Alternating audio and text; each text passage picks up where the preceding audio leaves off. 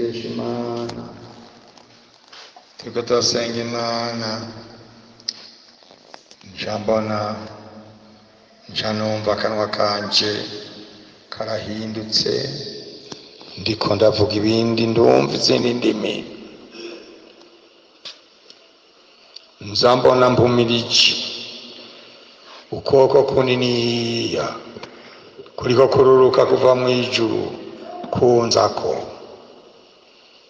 ndahumura ngo ndakurabe ndakubura nkumva biraryoshe ngasubira ngasenga nkabona kwa kuboko kuraje akanwa agomba kuvuga ukundi nkabongera ngahumura uwo twari kumwe yari umumisiyoneri umwe yari umudiregitrise w'amashuri acarambaza ati warabatijwe na mpwemu yera ndeka ati none igituma uza uravuga uhora ni iki nti nuko akanwa kanje kagomba kuvuga ukundi kandi hariho ukuboko gukomeye kuruka kuva mw'ijuru konshikira komvuna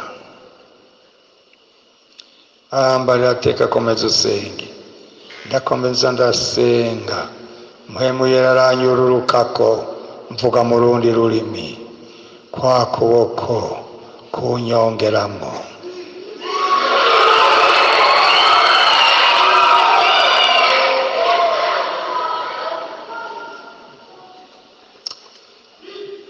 turasohoka tugenda mu ishuri turiga nari mu ya gatanu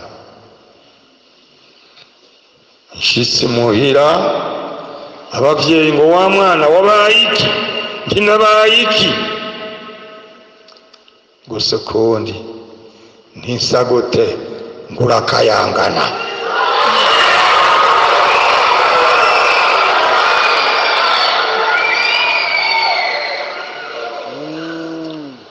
birantangaza ngo ngende mu muhana bantumye kunya umwana bamutumye abo mu muhana wa mwana wabaye iki ntinabaye iki gusa ukundi gusa gute ntisa gute ngurakayangana ngo ngende mundi muhana kono nyene nca ndaja ahantu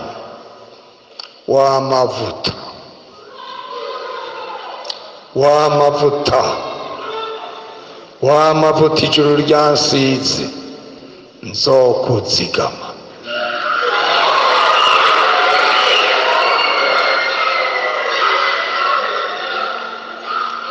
waze mwumvirize nzokuzigama nta kizoyasesa umwana matoyi haragira igihe rero twebwe icyo gihe nta mashuri iwacu y'abapandigoti yari bwaboneke amashuri yari yatanguye i Kongo mu mashengero yacu ya pandigoti Kongo hariya hambavu y'i Bukavu baca baraturungikayo kwiga niyo twize iya gatandatu n'iyindwi ndashishikara kugeza normale yose myaka 8 ndi hariya icyo gihe rero ngiye mu ya gatandatu kw'ipipiti rimwe banyicekanye n'umukobwa w'umunyekongo kuva twari Kongo hanyuma rero yaza arimwo ibisigo akaca aduza ukuguru akaza kukunshirako sinagira ngo igigwayo nagira nti ikirasi cyose kigavyumva bagatangara kongera tukicara ikindi gihe kaza no basubiye kuduza ukuguru kuri jewe toka 2010 twari Stockholm haza umutamu umwe arabarira uyundi nguyu ngo yabaye umukristo ngo akiri umwana mutoya ngo ndibuka ngene yahenura ku mukobwa wamwegereye kuko nagira ntaranseseye amavuta. Murabyumva? Ntaranseseye y'amavuta, narayubashe, narayazigamye. Misi twabayeho, misi nagendagenze mashengero yacu Stockholm, twahuye n'uwundi mugore ari mu gisigo cy'umuzungu kanyegera ngahenura, kuko aya mavuta y'ijuru sayo gukinisha. Bana mwahawe mpwemu yera, tarika amaboko ndabaraba.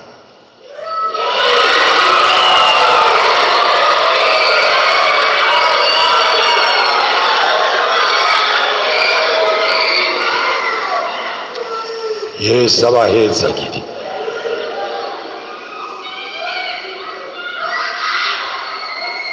Twumvikane, ayo mavuta mwasizwe ntiyagira uzosiga bayasesa, ntiyagira uzobasesesha. Ayo mavuta murayazigama, murayabungabunga nta igiciro. Iyo abarayi yo muri Amerika uwo yatumyeko, iyo abarayi Buraya mwene wanyu yo yazanye, ariko n'amavuta ava hehe? Ava hehe? Mwicu. Kirazira kwa ayo mavuta yanyu azoba indya z'abadayimoni, azabazigame. Muzoba base naka b'icyubahiro, muzoba bapfasoni b'icyubahiro. Isi izobubaha, isi izobazigama, azobazigama isi ndakizobagira.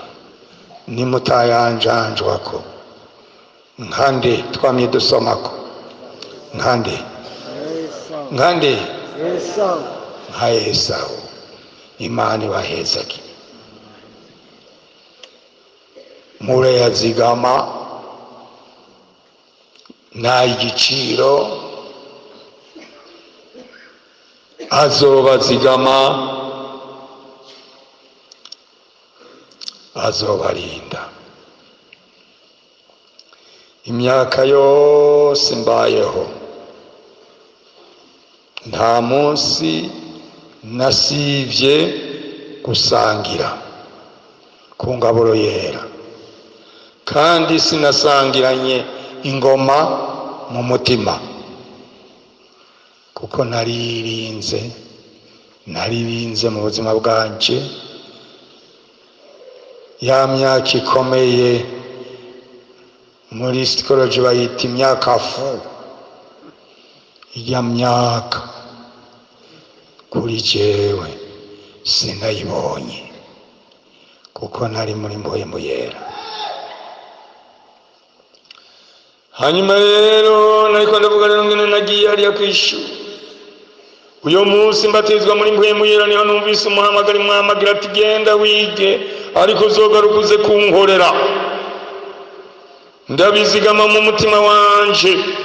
Nagiye mu ya gatandatu mbizi ko nzoba umukozi w'Imana, nagiye mu yindwi mbizi ko nzoba umukozi w'Imana, nagiye muri yo normal mbizi ko nzoba umukozi w'Imana.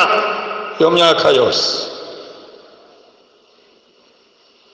kw'ishuri, kuko iyo shuri yari mu misiyoni, nta munsi n'umwe y'ishengero ry'umwami ryakoranye nasiba gusenga.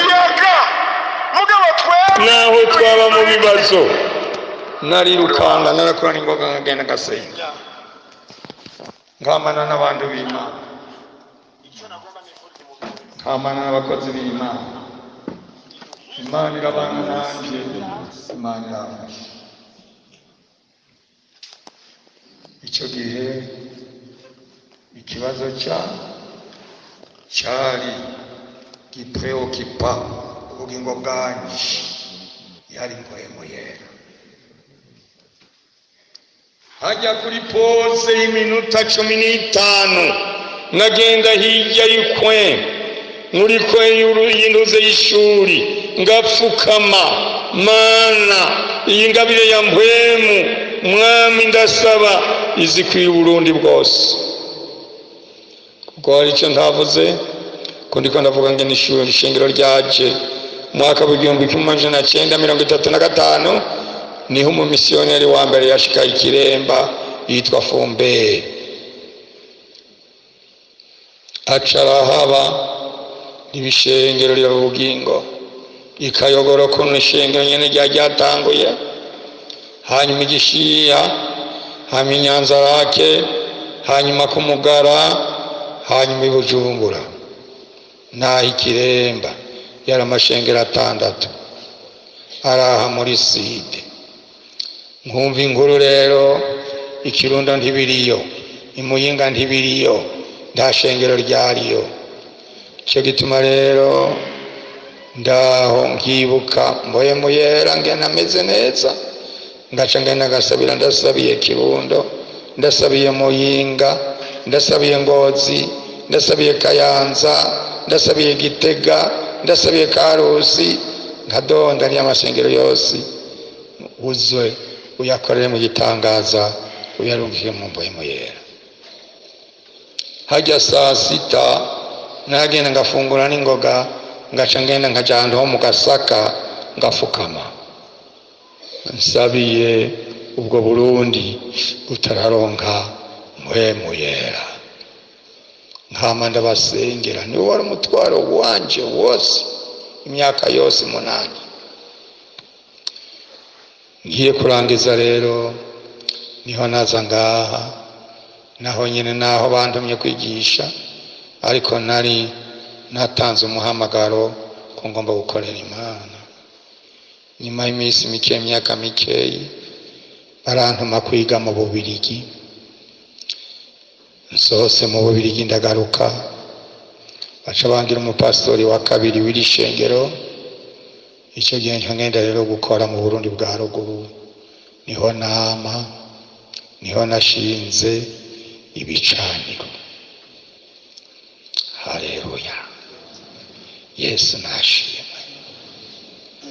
Niho nashinze ibicaniro, mvuga ubutumwa bwiza, nshinga igicaniro cy'Ikirundo, nshinga igicaniro cy'Imuyinga, ibicaniro 3 Muyinga, Kagari, Karama, Mukoni. Nshinga ibicaniro Ingozi, nshinga ibicaniro Karusi, Igitega, Kayanza. Ibyo bicaniro no munsi n'amashengero arimo abantu benshi. Ndashima Imana. Ijambo nashigikirako ni ijambo rya Mpwemu Yera. Iyo nagenda mbarira kuko ishangiro ritarimo Mpwemu Yera ndiribaho, rimara igihe rigatakara. Narabonye iwacu hariho umukomando umwe yize mu Bugiri, mu Bugiriki.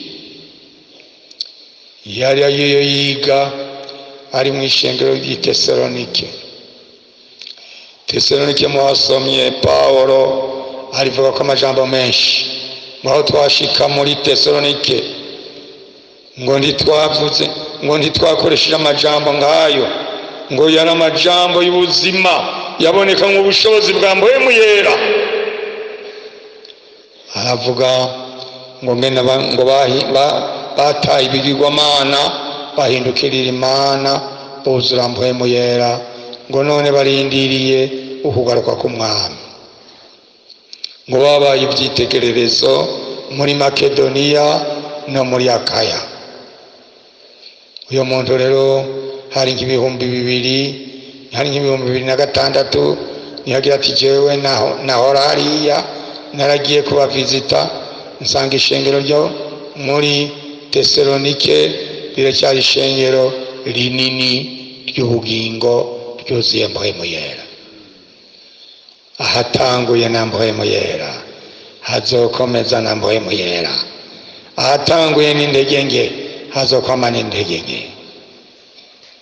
Ndanezerewe ayo mashengero yacu hariya n'ibicaniro by'ubugingo birimwo ubushobozi n'ububasha bw'Imana. Twagiye tubona ibitangaza n'ibimenyetso bikoreka. Twabonye ubwiza bw'Imana bukomeye. Twarahura n'amageragezwa, ariko ayo mageragezwa Imana ikaturenganya. Hariya ruguru nta migezi ikunda kuhaba y'amazi Kirundo. Amazi yo kubatiriza ntitwayaronka. Twara tugenda kubatiriza muri Cyohoha no mu ruzi rwitwa Gweru. Urwo Gweru ugiye kuvoma aradubika umubindi akazabona ashize ku mugongo w'ingona. Umunsi umwe rero tugiye kubatiriza, tugenda kubatiriza uyo Gweru ntitwarubatirizamwo, tugenda kubatiriza ahantu hitwa muri Kanzigiri, Lake Kanzigiri. Turagenda turabatiza, twahora tubatiriza dukikijwe n'amato, abantu baje kurorera bakadukikiza. Ariko uyo munsi turabura ubwato na bumwe budukikije. Turabatiriza turaheza. Duhejeje niho twaza tubona abavuga butumwa baciye bavuga ngo Imana ishimwe, Imana ishimwe. Ngo nicoraho twaza kuraba ngene tutubatiriza tugakura amabuye amabuye mu ruzi, ngo abanyagihugu baciye batubarira ngo hirya y'ejo ingona yavuye muri Rwero iraduga umusozi ibirometero 9 ijya mu rugo ruzi. Ngo twasanze iri kwirogaho aho mwabatirije. Turabatiriza ndacyo twageze nyabavuga butumwa ngo reka twanse ngo kubaca intege, ngo twari tubizi ko Imana iri kumwe namwe. Naharuko twarahinze agashitsi. Imana ibi bindi wadukoreye nibitangaza. Yesu nahabwe icyubahiro. Umunsi umwe ndabatiriza muri Cyohoha, twari kumwe n'umuhisi Nikodemu, turi babiri tubatiriza abantu 403. Nari nishimiye ngo nambaye ipantaro n'ishesheti, batisige y'amavuta ya mobile amwe ava mu muduga. Ndoya ndaba ubucafu nisiga ndafise ipantaro. Turabatiriza abantu 403. Turangije ngize ngo ndavayo nzansanga amaraso ngo je rikora je ta ku maguru, imisiba yandiye. Nayikuriye ikituma amaraso yashizemo umututuma amaraso atafura. Baragenda barasangiza nanjye nkiva. Baragira ubwoba, yavuye ahagwarikwa n'ibisabisho bansengeye. Twarahuye n'ibikomeye. Handi naho tugahura n'abanki ishengero rya Pandigoti, bakatugirira nabi, bakatwanga, bakadutuka, ariko turihangana. Yesu nashimwe.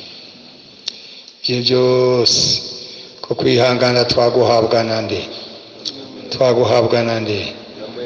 mpwemu yera. Bakatwugarira isengero, bakagenda bakatuvuga, bakaza kudutwara kwa babumatari. Umatari bakadufungira, ahandi bakadufungurura. Cyane cyane harabamenya ikiremba, ngo nabe ikiremba ndangoranye. Twahuye n'ibindi bitari bikeyi. Icyaduha kwihangana ni mpwemu yera yavugana natwe. Ibitangaza n'ibimenyetso bigakoreka. ibisigo bikava mu bantu, ibimuga bikamuruguruka.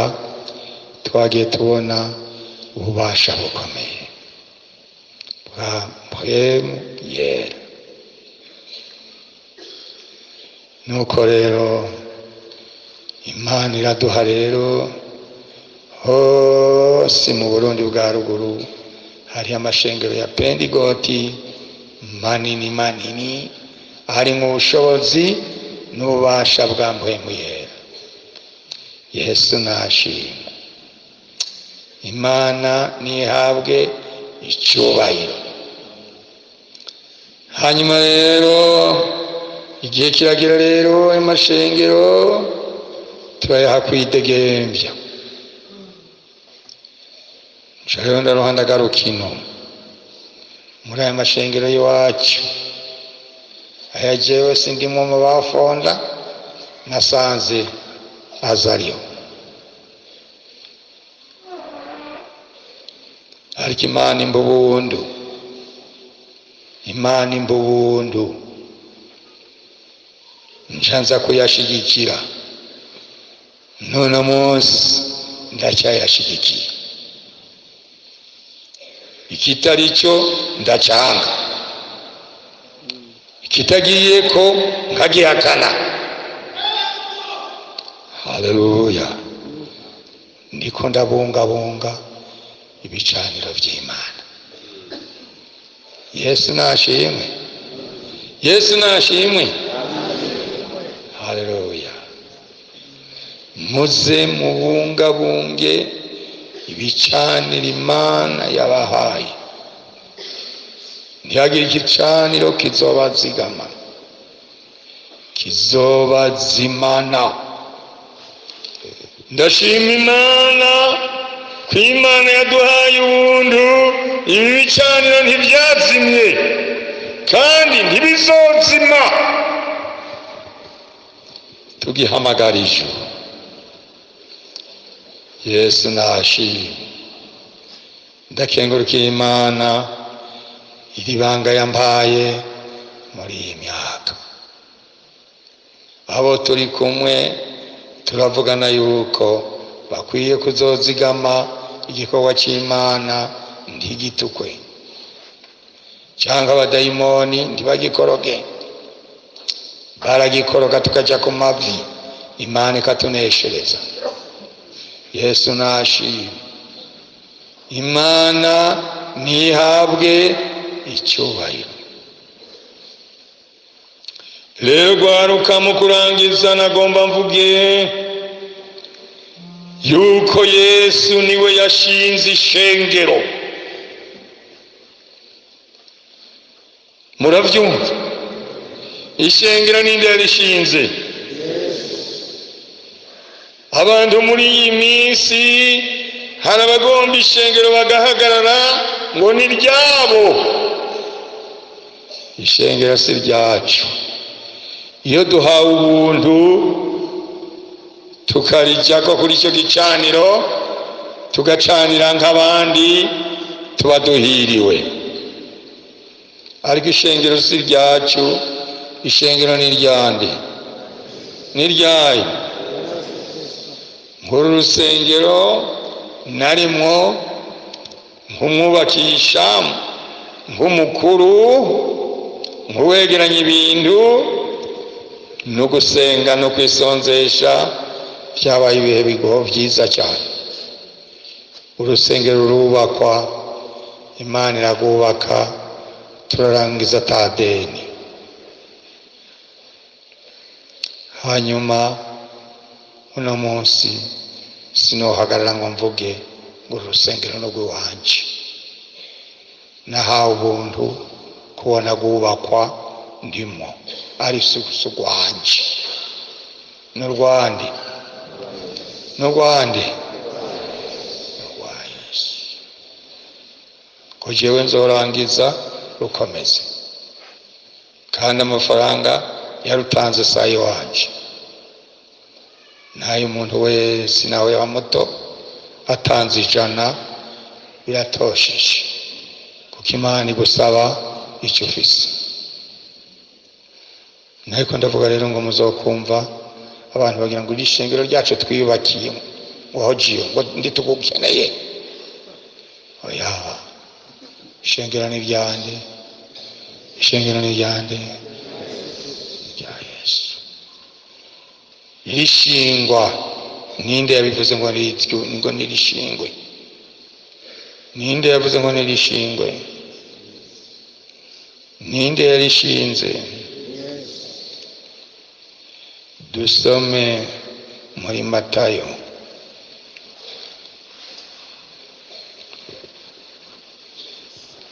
ndagomvye ndabatosore mu kintu cyose, ndabatosore mu kintu cyose. Matayo igice cya 13, Matayo igice cya 16, igice cya 16.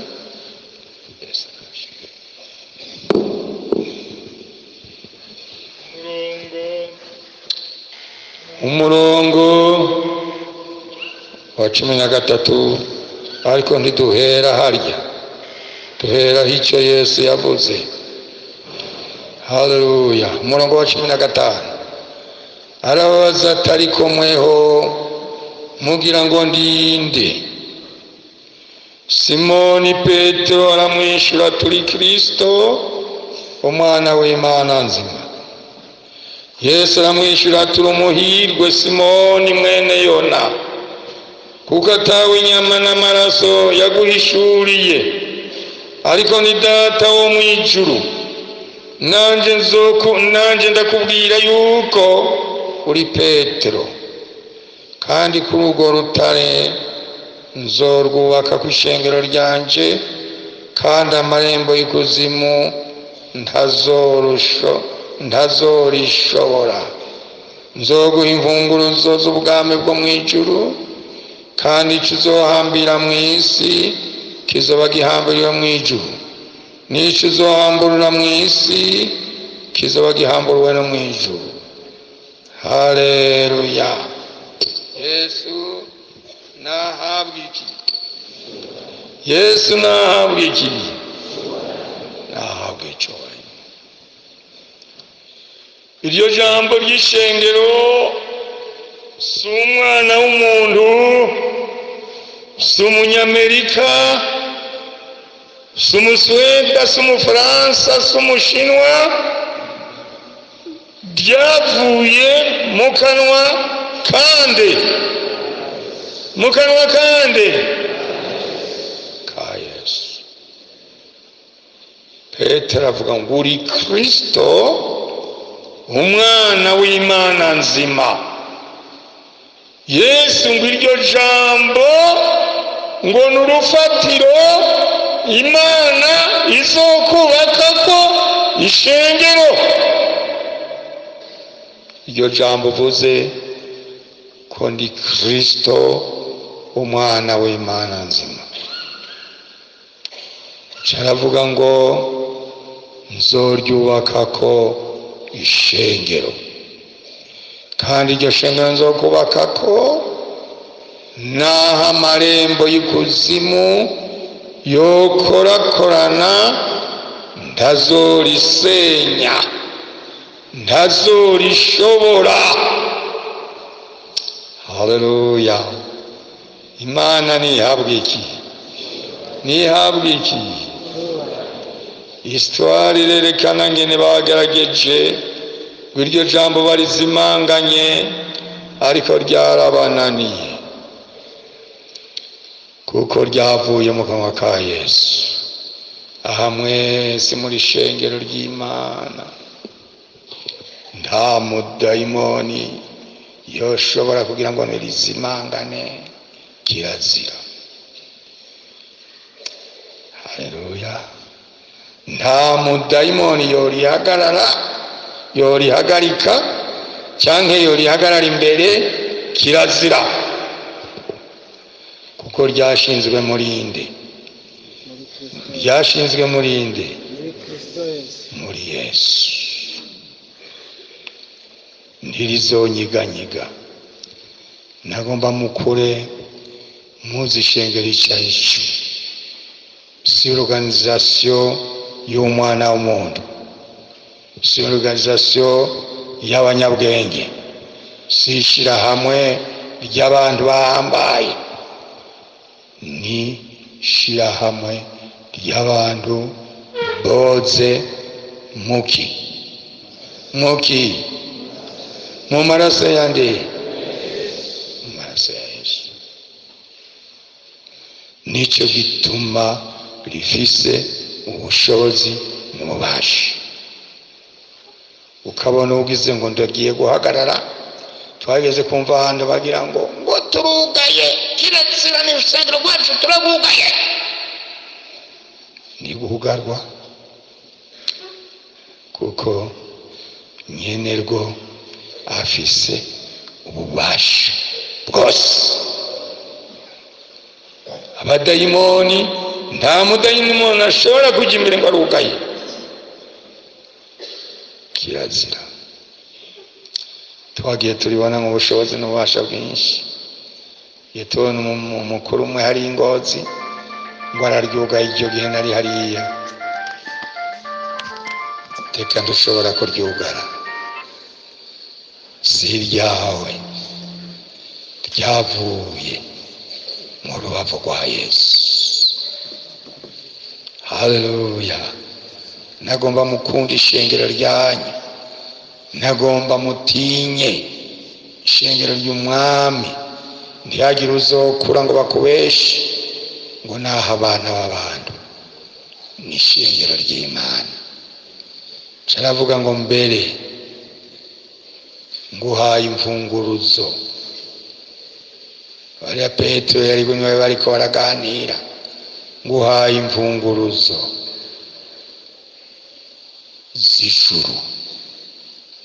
Cyuzoboha kizoba kigize icyo uzobohora kizoba kibohowe.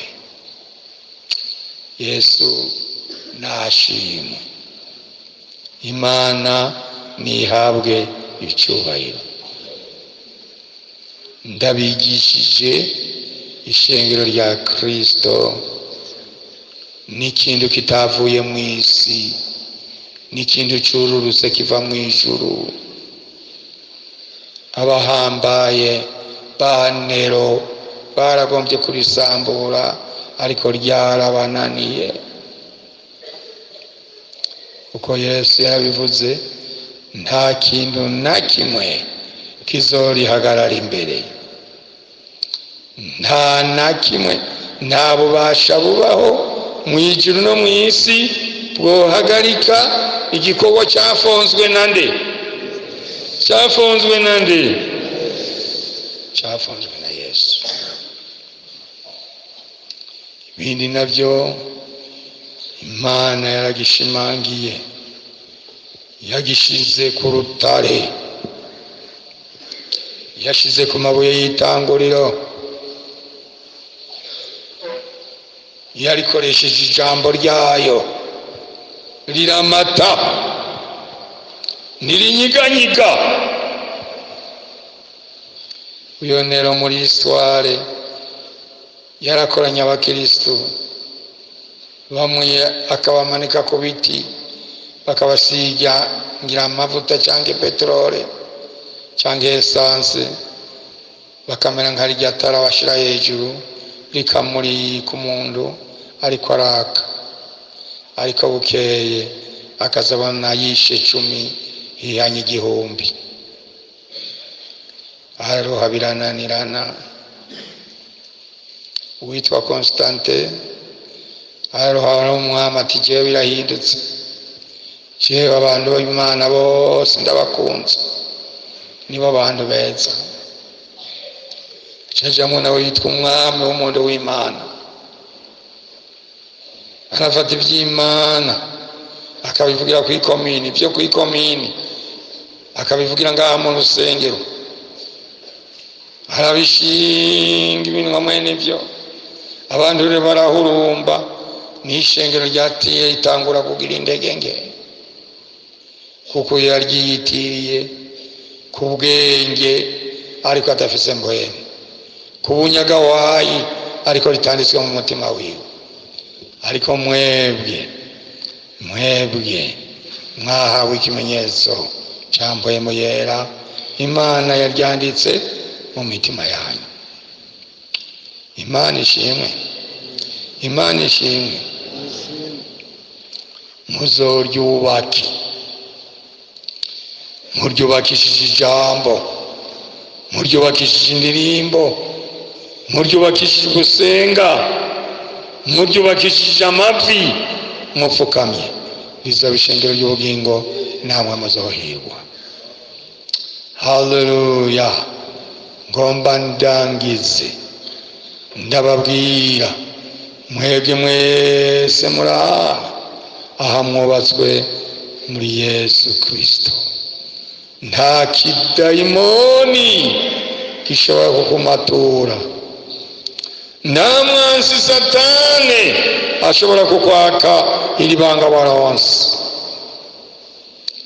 Kizori kwaka niwe uzosamara ugafatana urutoki na Shetani, niwe bizoba bigoye. Taruko naho muzokura muba abantu b'Imana, muba abaririmbyi, muba abasenzi, muba abungere, muba abavuga butumwa, muyishyigikire, rizogira ububasha. Murabinyemereye, murabinyemereye, nk'intumwa y'ijuru murabinyemereye kuzohagarara nk'abasoda imbere yaryo, si mu nkomezi z'umubiri ariko ni mu nkomezi zande za mpwemu yera. Imana nibahezagire, Imana nibaha umugisha. Tugomba namwe muzohagarare ahari hose, muzohagarare, muhagarare igikorwa cy'Imana ntikizotirigane. Namwe muri abahungu muri abakobwa mwarezwe, mwahawe mpwemu. Uyu mpwemu Imana ibahaye ni ukubwira ngo uyu mpwemu azobazigame, muzohagarare, muzokumva inzamba ibahamagara kujya mu ijuru. Nuko singombye ko hari ibindi birengeye, narezimye, naciye mu ncamake, ariko ndazi ko namwe aya majambo agiye mu mitima yanyu. Barambajije rero, atari bakinga mu mwebwe twara bakambaza, none gamutamu icyatumye wamana amavuta niki? Aho batubarira bose batubarira ngo urafise amavuta, none aya mavuta niki cyatumye yagumya? Aya mavuta icyatumye ndayagumya, ndabasubiriyemwo, nuko narayarinze, sinayanjanjweko. Abadayimoni bayahumanije, insazi ntizayaguyemwo, yagumya n'amavuta meza. Namwe ntimwayagumya, ntimuyanjanjweko,